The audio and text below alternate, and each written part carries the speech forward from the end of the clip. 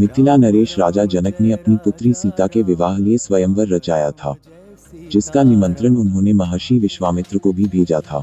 उस समय श्री राम और लक्ष्मण ऋषि विश्वामित्र के साथ उनके आश्रम में थे, इसलिए वे श्री राम और लक्ष्मण को भी मिथिला साथ ले गए। उसके बाद ऋषि विश्वामित्र राम और लक्ष्मण के साथ मिथिला नगर में पहुंचते हैं, जहां पर राजा जनक अतिथि रूप में उनका स्वागत करते हैं। राजा जनक ऋषि विश्वामित्र को कहते हैं कि उन्हें अति प्रसन्नता हुई है कि आप हमारे नगर में मेरी पुत्री सीता को विवाह के लिए आशीर्वाद देने आए हैं। अगले दिन राजा जनक के महल में दरबार लगता है, जिसमें देवी सीता का स्वयंवर रचाया गया था।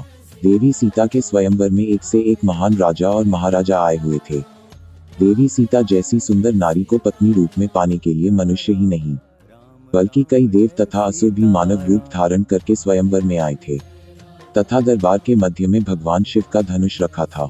ऋषि विश्वामित्र के साथ श्री राम और लक्ष्मण भी स्वयंवर दरबार में पहुंचते हैं। सभी मेहमान राजाओं के आ जाने के बाद राजा जनक सभी से कहते हैं, आप सभी राजाओं का मेरी पुत्री सीता के स्वयंवर में स्वागत है। आज इस स्वयंवर को जीतने की शर्त यह है कि जो भी महारथी सामने रखे भगवान शिव के धनुष को उठाकर उस पर प्रत्यंचा चढ़ाएगा, उसी से मेरी पुत्री सीता का विवाह संपन्न होगा। अतः आप सभी से अनुरोध है कि एक एक करके आए और भगवान शिव के इस धनुष को उठाकर उस पर प्रत्यंचा चढ़ाकर अपने बल तथा शक्ति का परिचय दें। राजा जनक की यह घोषणा सुनकर सभी राजा एक एक करके आते हैं और धनुष को उठाने का प्रयास करते हैं, लेकिन भगवान शिव के उस धनुष को उठाना कर प्रत्यंचा चढ़ाना तो दूर, कोई भी राजा महाराजा उस धनुष को हिला तक नहीं पाया। बहुत समय बीत जाने के बाद भी जब कोई राजा उस धनुष को हिला नहीं पाया, तो महाराजा जनक को क्रोध आ गया।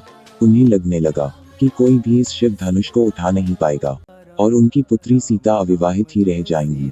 यही सोचकर उन्होंने वहां उपस्थित सभी राजाओं की निंदा करनी शुरू कर दी कि उनमें से कोई भी लायक पुरुष नहीं है जो शिव धनुष का उठा सके।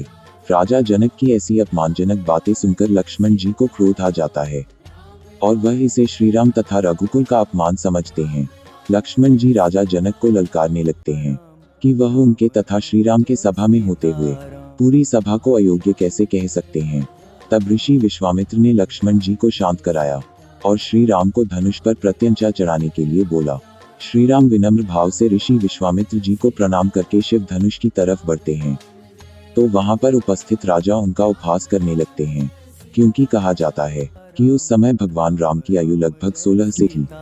इसलिए वहां उपस्थित सभी राजा उन्हें कहने लगते हैं, लो अब चिड़िया पहाड़ उठाने को चली है, बोलकर उनका उपहास उड़ा रहे थे।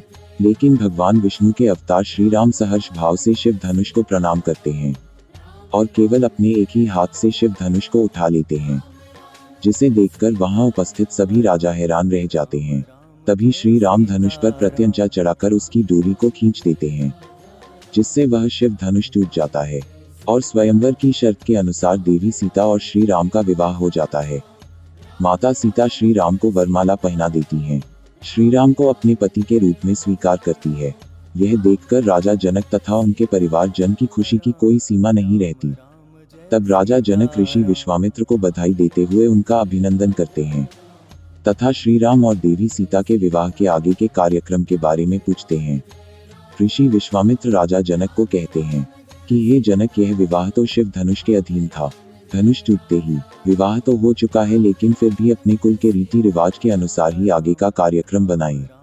ऋषि विश्वामित्र के कहने पर जनकपुरी से राजा दशरथ के पास संदेश भेजा जाता है तथा उसके बाद दोनों परिवारों के द्वारा विचार करके राजा दशरथ पुत्रों का विवाह राजा जनक की चारों पुत्रियों से निश्चित कर दिया जाता है, जिसमें श्री राम के साथ देवी सीता, भरत के साथ मांडवी, लक्ष्मण के साथ उर्मिला तथा शत्रुघ्न के साथ श्रुतिकीर्ति का शुभ विवाह संपन्न किया जाता है।